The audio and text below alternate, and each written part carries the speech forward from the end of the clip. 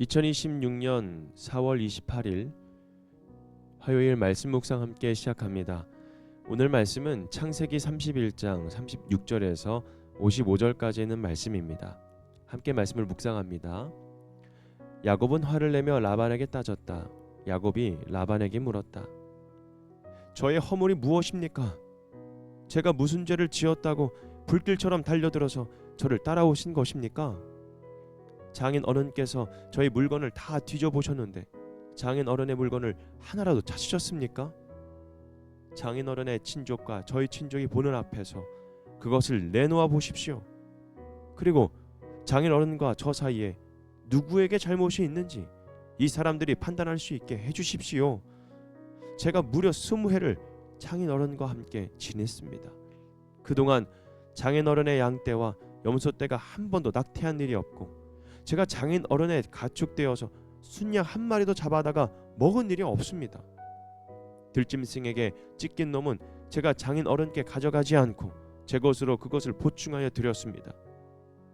낮에 도적을 맞든지 밤에 도적을 맞든지 하면 장인 어른께서는 저더러 그것을 물어내라고 하셨습니다. 낮에는 더위에 시달리고 밤에는 추위에 떨면서 눈붙일 겨를도 없이 지낸 것, 이것이 바로 저의 형편이었습니다. 저는 장인 어른의 집에서 20해를 한결같이 이렇게 살았습니다. 두 따님을 저의 처로 삼느라고 10년 하고도 4년을 장인 어른의 일을 해드렸고 지난 6해 동안 장인 어른의 양떼를 돌보았습니다. 그러나 장인 어른께서는 저에게 주셔야 할 품삯을 10번이나 바꿔치셨습니다. 내 조상의 하나님, 곧 아브라함을 보살펴 주신 하나님이시며 이삭을 지켜주신 두려운 분께서 저와 함께 계시지 않으셨으면 장인 어른께서는 저를 틀림없이 빈손으로 돌려보내셨을 것입니다.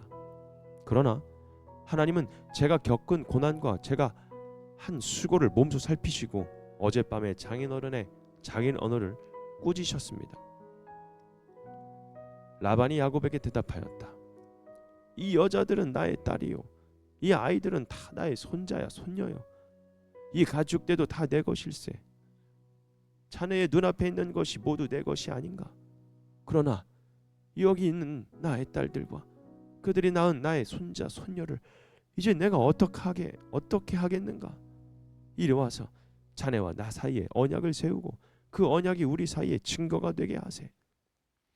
그래서 야곱이 돌을 가져와서 그것으로 기둥을 세우고 또 친족들에게도 돌을 모으게 하니 그들이 돌을 가져와서 돌 무더기를 만들고 그 돌 무더기 옆에 잔치를 벌이고 함께 먹었다. 라반은 그 돌무더기를 여갈 사하두라 하고 야곱은 그것을 갈르에시라 하였다. 라반이 말하였다. 이 돌무더기가 오늘 자네와 나 사이에 맺은 언약의 증거일세. 갈르에시란 이름은 바로 여기에서 유래한 것이다. 이 돌무더기를 달리 미스바라고도 하는데 그것은 라반이 우리가 서로 떨어져 있는 동안에 주님께서 자네와 나를 감시하시기 바라네 하고 말하였기 때문이다. 자네가 나의 딸들을 박대하거나 나의 딸들을 두고서 달리 아내들을 얻으면 자네와 나 사이에는 아무도 없다고 하더라도 하나님이 자네와 나 사이에 증인으로 계시다는 것을 명심하게. 라반은 야곱에게 또 다짐하였다. 이 돌무더기를 보게. 그리고 내가 자네와 나 사이에다 세운 이 돌 기둥을 보게. 이 돌무더기가 증거가 되고 이 돌 기둥이 증거가 될 것이네. 내가 이 돌무더기를 넘어 자네 쪽으로 가서 자네를 치지 않을 것이니 자네도 또한 이 돌무더기와 이 돌기둥을 넘어 내가 있는 쪽으로 와서 나를 치지 말게. 아브라함의 하나님, 나홀의 하나님, 그들의 조상의 하나님이 우리 사이를 판가름하여 주시기를 바라네. 그러자 야곱은 그의 아버지 이삭을 지켜주신 두려운 분의 이름으로 맹세하였다. 야곱은 거기 산에서 제사를 드리고 친족들을 식탁에 초대하였다. 그들은 산에서 제사 음식을 함께 먹고 거기에서 그날 밤을 보냈다. 라반은 다음 날 아침 일찍 일어나서 자기 손자 손녀들과 딸들에게 입을 맞추고 그들에게 축복하고 길을 떠나서 고향으로 돌아갔다. 아멘. 라반의 그늘에서 벗어나라는 주제로 함께 말씀을 묵상합니다. 오늘 야곱은 오랜 세월 라반의 집에서 살아왔는데 무려 20해 동안 성실하게 살아왔죠. 살아온 것뿐만 아니라 열심히 일을 했습니다. 낮에는 더위에 시달리고 밤에는 추위에 떨면서 잠도 제대로 자지 못했죠. 그런데 돌아온 것은 인정이 아니라 의심이었습니다.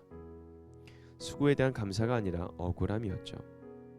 그래서 라반은 야곱의 품삯을 10번이나 바꾸었고 끝까지 야곱을 붙잡으려고 했습니다.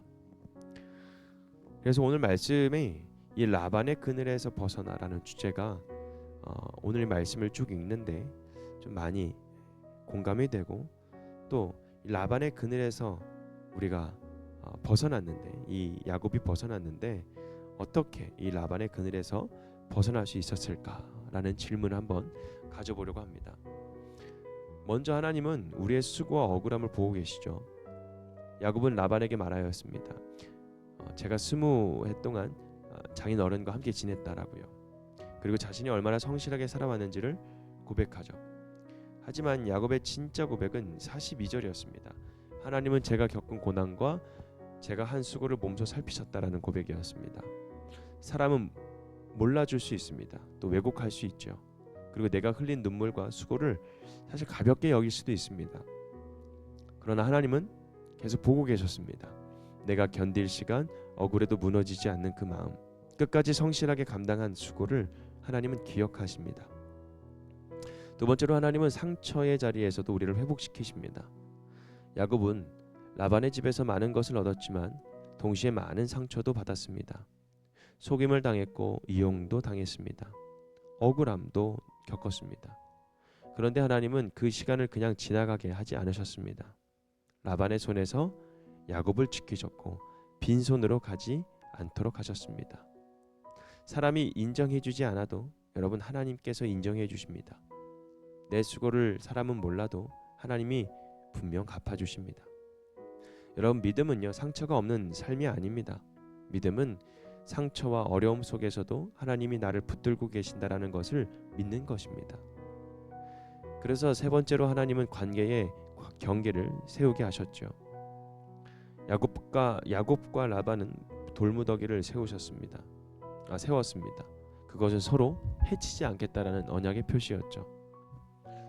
모든 사람과 계속 가까이 지내는 것이 여러분 사랑은 아닙니다. 나를 무너뜨리고 계속 상처를 주고 하나님이 주신 그 길을 막는 관계라면 여러분 지혜롭게 경계를 세워야 되겠죠.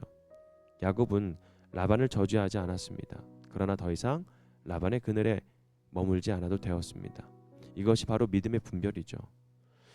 하나님은 우리의 억울함을 모르지 않습니다. 또 우리의 수고를 외면하지 않죠. 그리고 하나님은 때가 되면 우리를 묶고 있었던 그 그늘에서 벗어나게 해주십니다. 그렇기 때문에 우리가 이렇게 한번 기도했으면 좋겠습니다. 사람의 인정에 묶이지 않게 해주시고 상처에 갇히지 않게 해주십시오. 하나님이 열어주시는 그 자유의 길로 자유의 길을 믿음으로 걷게 하여 주옵소서. 여러분 이런 기도가 지금 우리가 어떤 삶을 사는지는 제가 다 알지는 못하지만 라반의 그늘 아래 우리가 혹시 그저 머물고 있지는 않은가. 그리고 그곳에서 그냥 안주하려고 살고 있었던 우리들의 모습과 또 불합리한 또 억울한 일들 앞에서 힘없이 그냥 좌절한 상태에서 있는 것이 아니라 하나님의 은혜의 빛 아래 우리가 살아가서 정말 하나님께서 열어주시는 그 자유의 길, 하나님의 그 때가 됐을 때에 그 벗어나게 될 수 있는 하나님의 계획과 그 뜻을 우리가 정말 하나님의 그 주시는 믿음, 하나님의 주시는 그 섭리, 하나님의 그 놀라운 일하심 속에 우리가 함께 동행하며 살아가는 저와 여러분이 되기를 주님의 이름으로 축복합니다. 그래서 오늘 라반의 그늘에서 벗어나 살아갔던 그리고 살게 되는 이 야곱처럼 우리 안에 어떠한 그늘이 있는지 잘 모르겠지만 오늘 그 그늘에서 벗어나 하나님의 뜻 아래 다시 서며 살아갈 수 있는 또 걸어갈 수 있는 복된 저와 여러분이 되기를 주님의 이름으로 축복합니다.